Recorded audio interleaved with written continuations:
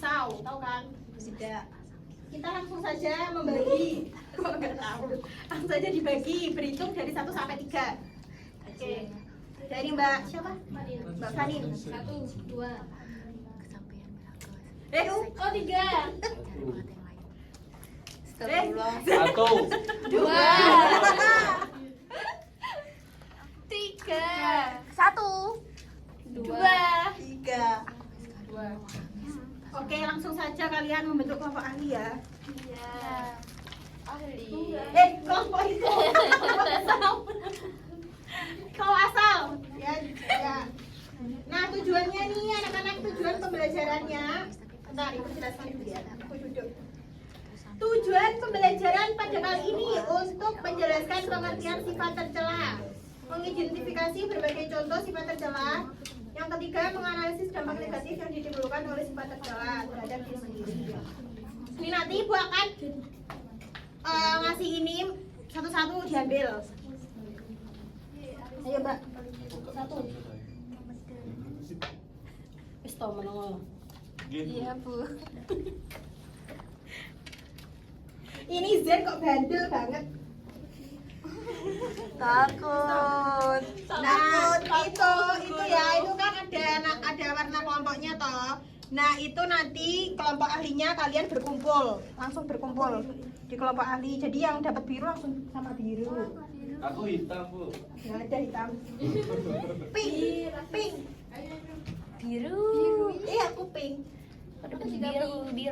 Ayo siapa yang dapat? Biru. Dapat apa? Dapat, semua dapat. Bu, aku putih. Dapat warna yang dapat warna biru sama biru. Warna kuning sama kuning, yang warna pink sama pink, nggak ada hijau. Bu, ada merah sama pink. Itu satu warna. Satu warna itu. Ya Allah. Bu, bukan dia kerayat loh itu. Saya warna putih. Oh iya. Sudah kumpul belum ya? Sudah. Kelompok biru. Biru ini biru. Itu nanti didiskusikan ya. Merah. Yang apa satunya ya? Kuning. Ayo, itu dibaca dulu, didiskusikan ya anak-anakku sayang. Habis itu nanti kalian kembali ke kelompok kalian, ke kelompok asal. Iya, Bu. Iya, Bu. Ya. Banyak ya Nanti itu, habis itu nanti kalian harus menjelaskan ke kelompok asal kalian. Ya. Iya. Oke, dimulai. 10 menit cukup? Cukup. Cukup. 20. Oke. Oh. Nego, Bu. Oke, ayo cepat dimulai dari sekarang.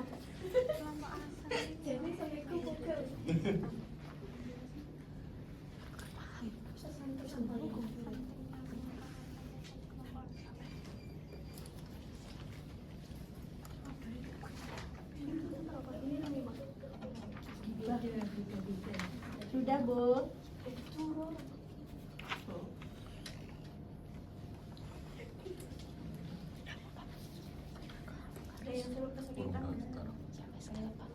Saya, Bu. Bu mau tanya, Bu. Apa-apa? Ini gimana ya maksudnya dapat kelompok?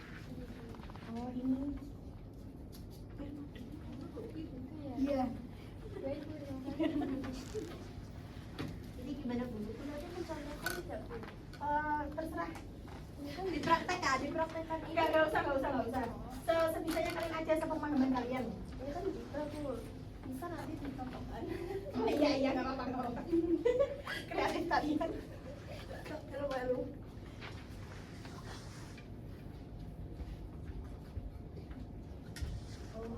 Bu, namanya itu kayak mengadu domba gitu ya, Bu? Iya.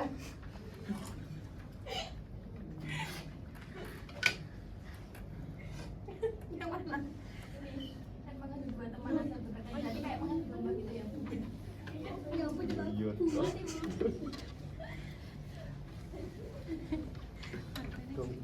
jadi.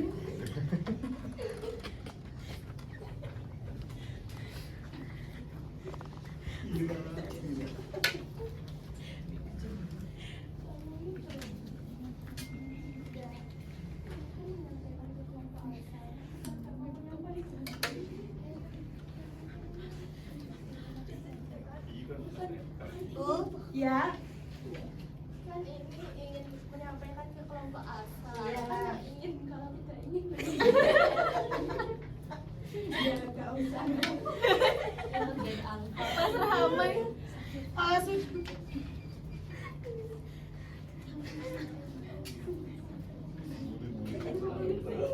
Ayo berkeliling aja kan.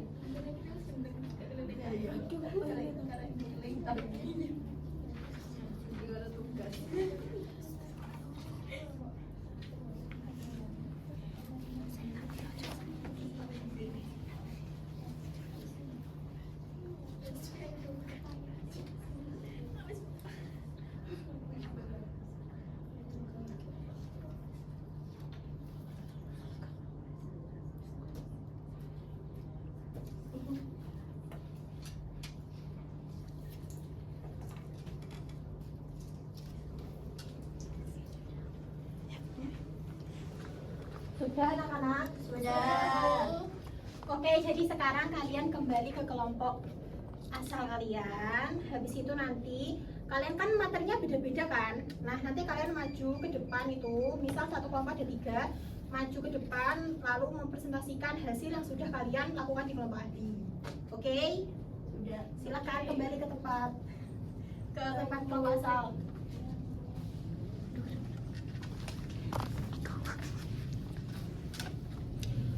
Langsung ke kelompok langsung ke kelompok 1, kelompok 1. Siapa kelompok Ada, 1? Bu, kelompok Ada Zen itu tadi kelompok 1. Ayo maju. Adanya warna merah, warna kuning. Enggak, tadi kan udah dibagi kelompok 1, 1, 2, 3. Ayo maju Zen. Kelompok 1 siapa tadi? Tadi Zen. Aku piro nih? Dua. Ya aku. Aku 3. Aku 2. Aku 2, Bu. Balik. Satu. Oh, ya 3.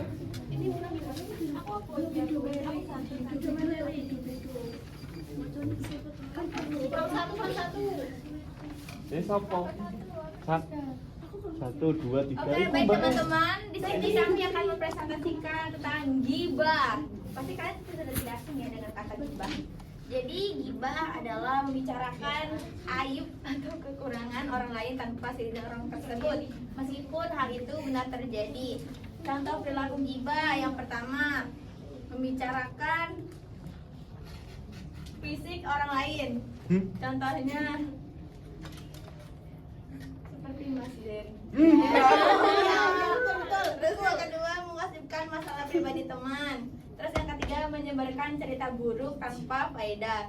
Nah, dampak buruk dari sifat gibah itu, sikap gibah itu yang pertama, menyakiti hati orang lain. Betul nggak? Betul. Yang kedua, menimbulkan fitnah dan konflik. Yang ketiga, merusak hubungan pertemanan. Yang keempat, mengurangi pahala dan menambah dosa. Jadi teman-teman, kita diusahakan tidak usah gibah ya. Terus, Iya, Bu. bagaimana cara menghindari gibah? Yang pertama itu menjaga lisan dan berpikir sebelum berbicara. Yang kedua, mengalihkan topik pembicaraan. Yang ketiga yaitu mengingat bahwa setiap orang punya kekurangan. Jadi di dunia ini tidak ada yang sempurna. Terus yang keempat, menghindari lingkungan yang suka bergosip. Jadi hindari teman yang suka mengajak gosip. Sekian. Oke, terima kasih kelompok 1. Beri aplaus. Kelompok 2 silakan maju. Ayo semangat anak-anak. Aku kok bilang. Satu. Apa deh? Aku 2. Aku 3. Aku 3. Yuk kelompok 2. Ayo kelompok 2. Aku 2. Satu. Aku kira 1. 1. Lah kok gak maju? Wes ayo dimulai.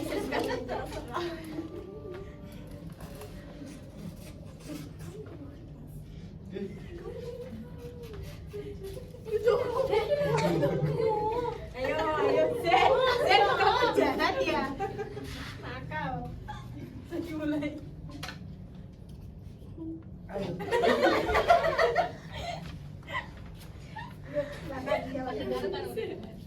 Ini kelompok ahli hasad. Iri dengki. Ih, suka iri ya. Ya, pertama pengertian hasad adalah perasaan tidak senang ketika orang lain mendapat nikmat dan ingin nikmat itu hilang darinya. Jadi jangan ya teman-teman iri hati terus melihat orang lain sukses tapi kita malah menginginkan dia itu malah tidak sukses. Jangan ya. Astagfirullahaladzim. Terus contohnya perilaku hasad, iri melihat teman mendapat nilai tinggi, tidak suka saat teman dipuji atau berhasil, merasa kesal ketika orang lain mendapatkan rezeki. Ainur. Astagfirullahaladzim. Jadi tidak boleh ya teman-teman memiliki perilaku seperti itu. Lanjutkan Mbak Miftah. Selanjutnya ada kelompok arti yang bertema namimah. Jadi namimah itu adalah perilaku membawa perkataan seseorang kepada orang lain dengan tujuan menimbulkan pertengkaran, permusuhan atau keburukan. Contohnya itu mengadu dua teman agar bertengkar. Lalu dampak buruknya itu menimbulkan konflik besar, merusak kepercayaan antar teman, dan menyebabkan permusuhan jangka panjang. Nah, cara menghindarinya yaitu tidak mudah percaya pada cerita yang belum jelas, tidak menyebarkan perkataan orang lain, menjaga lisan dan memilih diam saat ragu. Sudah? Sudah Bu. Oke, tepuk tangan. Kelompok terakhir maju, ayo. Kelompok tiga. Kelompok tiga, ayo. Ayo maju, kelompok tiga. Ayo kelompok tiga maju. Cek engkau lagi mulai sentuh. Engkau Adin. Mas sendiri Bu. Ayo ini loh. Ini loh, Zan. Oh iya.